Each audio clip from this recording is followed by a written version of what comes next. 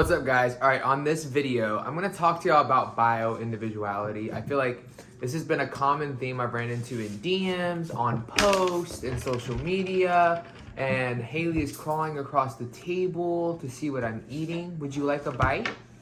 Would you like some? Will you sit in your chair for me? Will you go sit in your chair for me? Would you like me to make you some?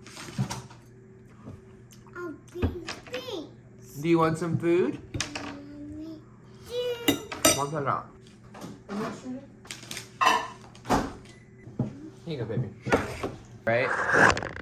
Alright, guys, so bio-individuality. What does that even mean? So bio-individuality is about the specific needs of the individual based off their biology, okay? The way their body functions, the way their hormones are. You have to consider all of that when you're making these kinds of decisions, okay? So I have a plate for you here. This plate is pasta sauce, eggplants and olive oil, chicken, and white rice, okay?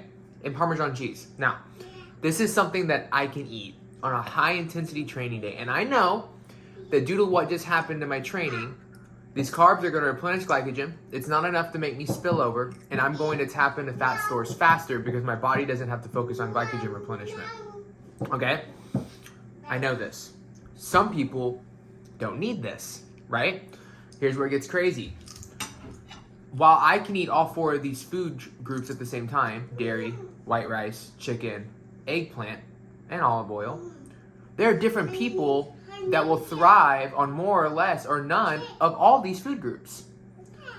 Someone could only want to eat the chicken on this plate and feel great. Another doesn't want that much chicken, and instead they want the eggplant and olive oil, a more Mediterranean-esque diet. Maybe they want to add fish. Some do well with the right rice, and some don't do good with any rice. Some do good with Parmesan cheese. It's full of leucine. It's great for protein synthesis. Some people don't do good with dairy at all. This is a good example of what people may or may not need in their diet, in their ketogenic diet. Again, I always go back to a ketogenic frame. Now, you might look at this meal and go, John, that's not a ketogenic meal. That depends on how you define ketogenic. If you define ketogenic as a certain macro ratio, a lot of us aren't keto. Carnivores aren't keto. A lot of people aren't keto. If we define it as burning fat and the byproduct of that fat burning being ketones, now we're having another conversation, because then it comes down to hormone impact. And the foods we eat impact our hormones in different ways, especially when we're fat adapted. So understanding this is important. As women, as men, as athletes, as non-athletes, people that just go to the gym, weekend warriors, all that's great. But what do you need? That's what you need to figure out. And I'm tired of the one train, one thought, one size fits all. It doesn't work like that. I know you think that you're just like this boring, mundane person, but you are a unique, special individual. And your needs are important. And you need to meet those so you can have a sustainable ketogenic diet. Because if it's not sustainable, you're not gonna keep it. All right? So, cheers.